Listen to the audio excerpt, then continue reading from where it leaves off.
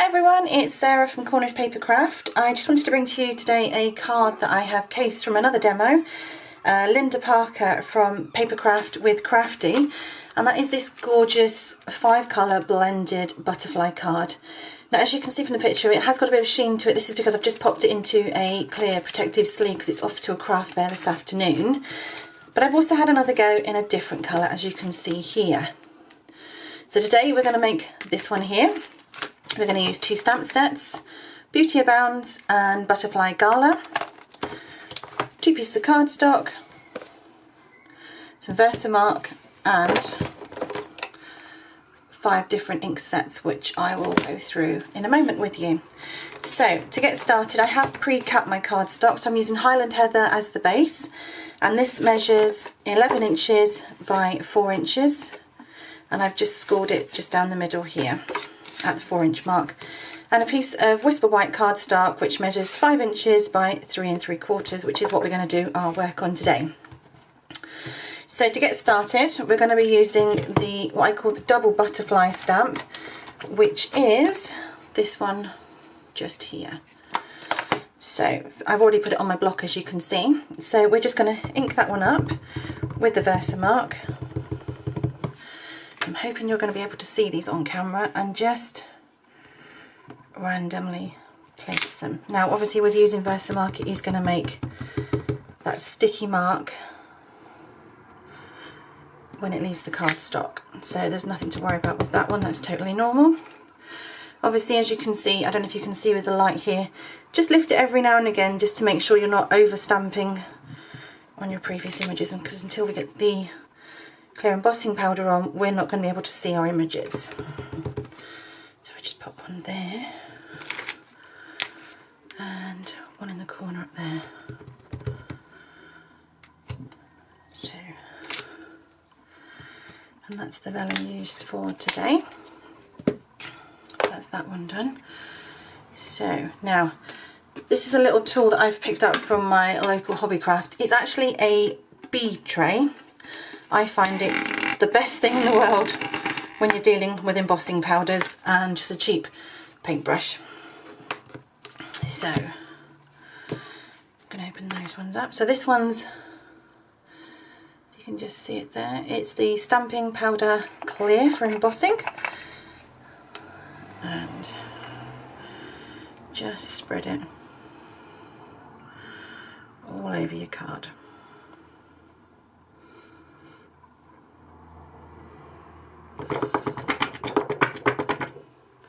Obviously double check your card, and if there is any parts missing, just pop some more powder on that part. Always make sure you shake it off though. There we go. So I don't know if you can see the images just beginning to appear on there. There we go. So normally I pop this straight back in the pot, but I'm just going to move it to the side and hope that I don't knock it over shortly, and just pop the lid back on that one.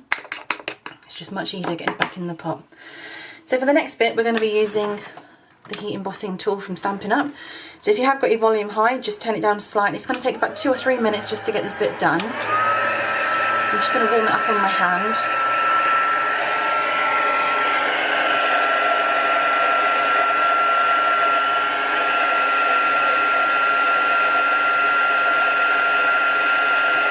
And then what you should see, as you're going over with your heat tool, it will start interacting with the embossing powder and making it melt.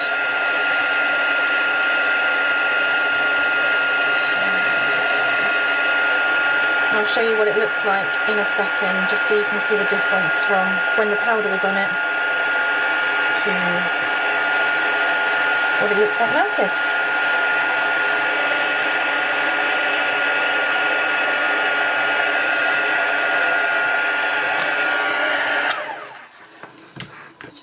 Side. There we go. So I don't know if you can see the shimmer on those there. There we go. And that's just where it's dried. Isn't that already beautiful? Okay. So I'm just going to let that just set for a couple of moments whilst we get the next part ready. So I found these tools. They're on eBay. They are a makeup brush, and I find they are the absolute best thing for blending. So easy, anyone can do it. So the first colour we're going to start with is Real Red. Just flip that one over. And just gently pat it on the pad. And I always take a little bit of excess off and just start going around your images. There we go.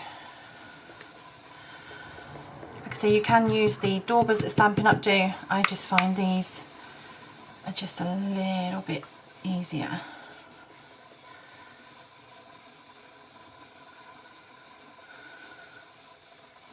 There we go, so that's that one. Next colour is this one here, which is Blushing Bride. Just a subdual pink, and again just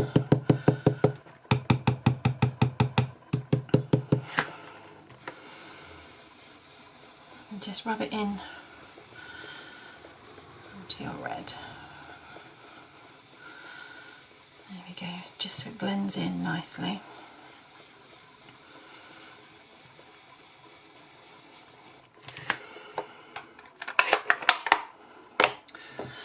Next colour is this one here, which is Daffodil Delight. Now we're not going to be using much of yellow because the yellow is quite a strong colour. So I am going to dab quite a piece of that off. And then just start by mixing it in with the pink. And it just reminds me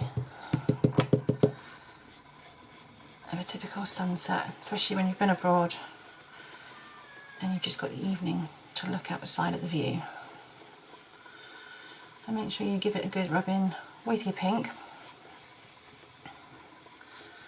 Like I say, the good thing with these brushes is you can blend really, really well. There we go. So let's close that one over. Next colour is Balmy Blue.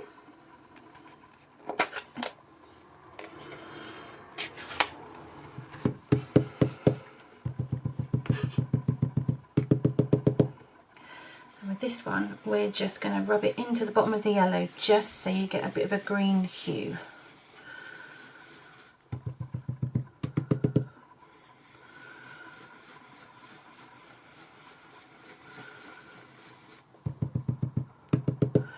Doesn't matter if you get a little bit stronger on one side than you do on the other. Because of the trick in Linda's video, which I can't remember the demonstrator she got it from. I know the lady was Jennifer someone, where we're going to take white ink to this in a moment, and I have left the white ink in my other craft room, so I will have to run and get that in a second. So just give it a good old blending in with the yellow. So that's that one done. And the final colour is Highland Heather. Now, purple is my absolute favourite colour. So just give that one a dab again. It's quite a strong colour, quite a dark colour. Just rub it in and look at that, how the butterflies just pick up on the bottom.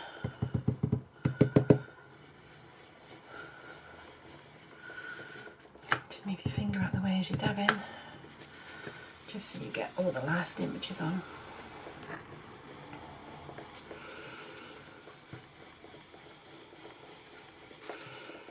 Okay, so that's all the inking done. So there it is at the moment. Now just bear with me just whilst I go and grab the other ink pad.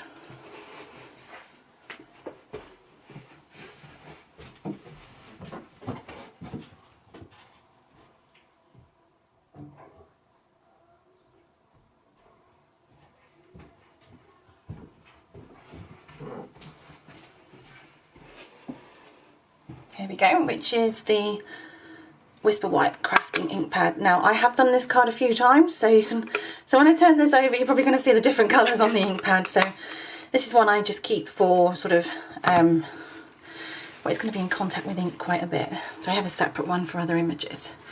And with this one we are just going to wipe it across